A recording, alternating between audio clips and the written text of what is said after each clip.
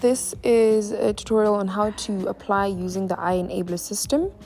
The iEnabler system is used amongst various universities in South Africa, and we will use the TT system just as an example to show you how to access the application.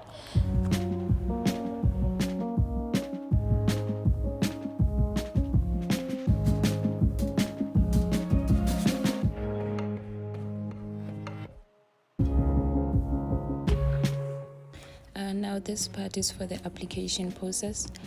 The first thing that you'll be asked is that, do you have a student number? Then if you don't have, you're gonna click no. The second one, are you a returning applicant? If not, you're gonna click no.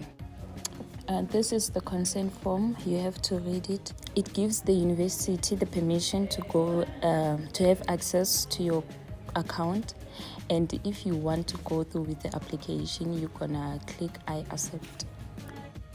Now this is the part where you will enter your details, your names, your ID number, your gender, and just make sure that your details are correct.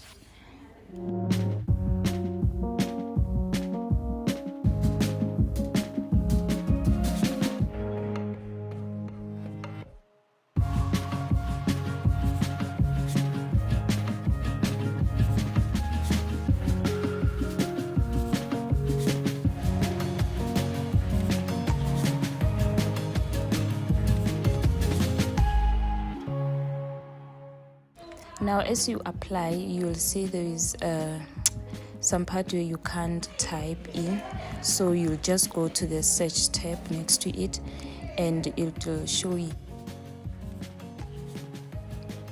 This is the part where you enter your address information, and on the postal code you still gonna go to the search tab and you will type your postal code. It will show you options, and then you will click the right one.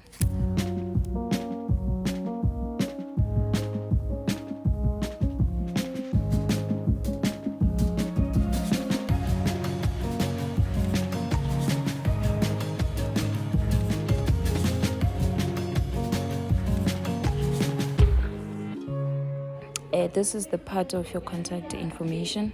Just make sure you fill in the incorrect contact information, because it is the information they will use to find you.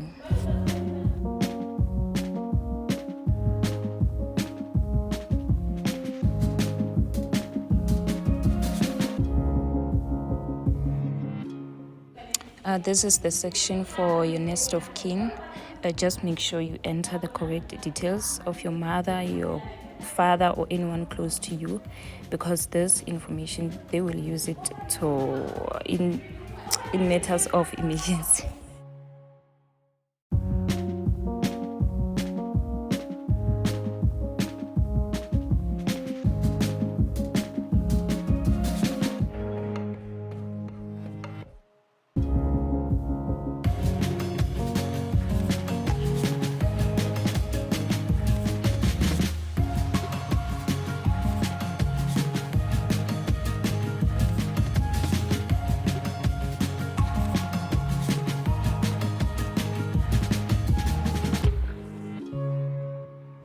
This is the part of your account holder.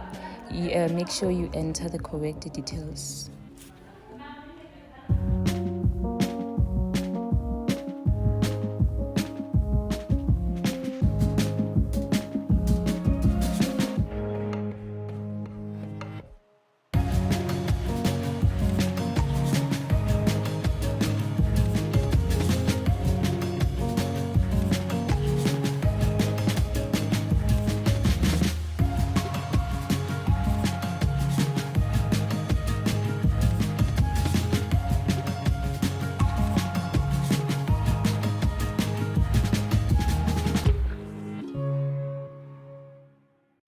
So this is the section that requires your results details. Make sure that you indicate whether you want to do an undergrad or a postgrad.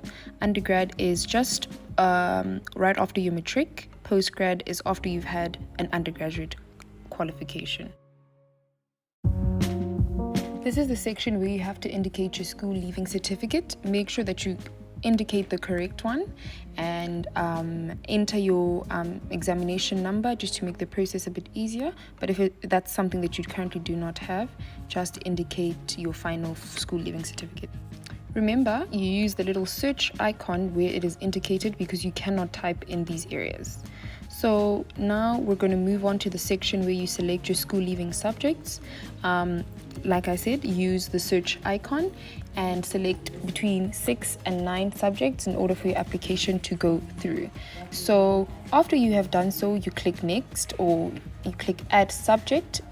This is going to add an additional subject that has been indicated on your matric certificate. Do that until you have added all the relevant subjects.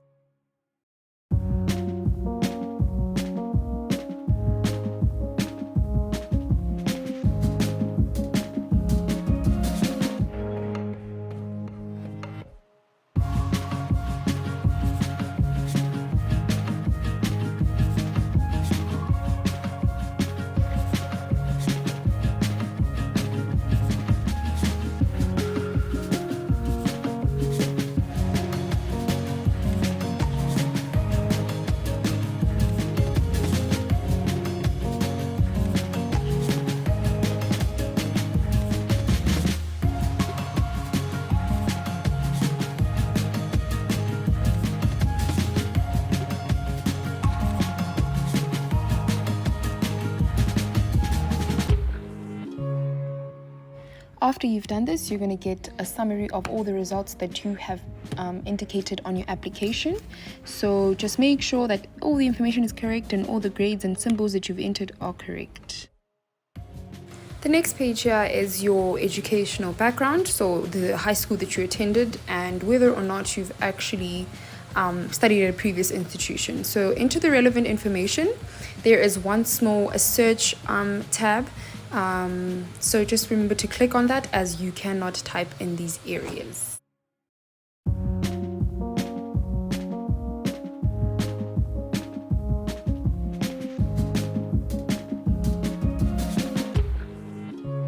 So after you've done this, you're going to move on to the academic application section of your application. So this is where you indicate the program that you're actually interested in applying for. With the iEnabler system, you can apply for more than one program.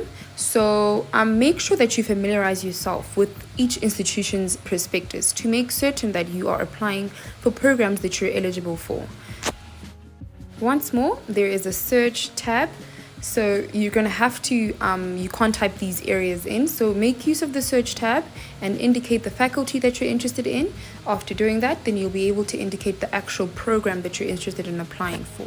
To add a qualification, just like how it was done in the section where you had to add a subject, just click on add qualification and indicate the second option that you would like. Remember, these are put in order of importance. So the first one that you apply for is what's going to take preference.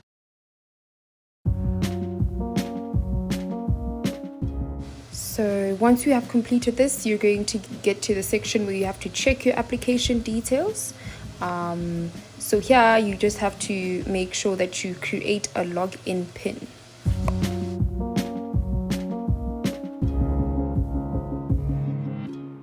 Your login PIN is the PIN that you're going to use to access your application. So when you want to come back and track the progress of your application, this is the PIN that you're going to use. Now, this is what we call a declaration form. Read through it carefully, and this form basically summarizes the fact that you are stating that the information that you have indicated on your application is accurate and true. So if this is so, click on accept.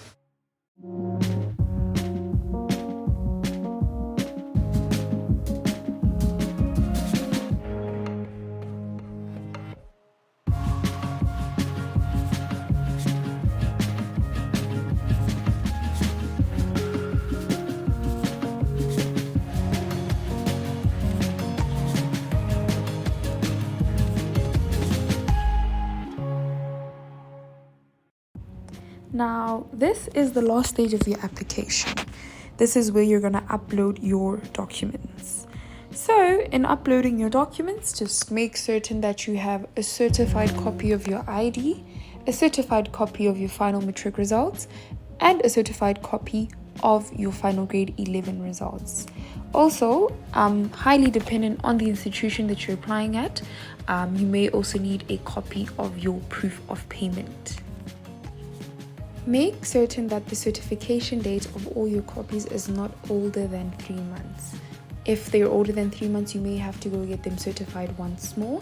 And once you've adhered to all of these instructions, you'll be able to then submit your application. Good luck!